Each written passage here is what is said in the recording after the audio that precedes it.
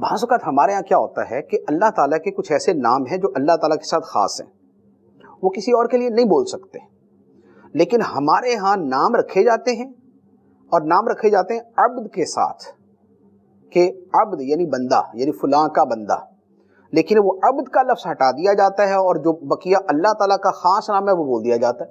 جیسے مثال کے طور پہ عبد الرحمن، رحمان کا بندہ۔ رحمان اللہ تعالیٰ کا وہ نام ہے جو صرف اللہ کے لیے بولا جا سکتا ہے۔ رحمان کا لفظ نبی پاک علیہ السلام کے لیے بھی نہیں بول سکتے۔ تو اب نام ہے کسی کا عبد الرحمن اور بولتے اس کو رحمان، تو رحمان بولنا حرام، عبد الرحمن ہی بولیں گے، رحمان نام رکھنا جائز نہیں ہے۔ اچھا، اسی طریقے سے نام ہے عبد القدوس۔ قدوس وہ نام ہے کہ جو اللہ تعالیٰ کے ساتھ خاص ہے۔ اب عبد القدوس نام ہے اور اس بندے کو بولے قدوس، تو قدوس بولنا جو ہے یہ شرعاً جائز نہیں، کیونکہ قدوس کا مطلب ہے انتہائی پاک، جس میں کوئی خامی نہیں، کوئی کمی نہیں، کوئی اس کے اندر عیب نہیں ہے، کسی قسم کی اس کے اندر کوئی شارٹ کمنگ نہیں۔ تو بندہ تو ایسا نہیں ہو سکتا۔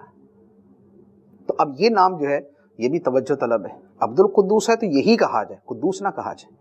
عبد القدیر بھی اسی کے اندر آتا ہے، عبد القدیر کو قدیر کہنا یہ جائز نہیں، عبد القدیر ہی کہا جائے۔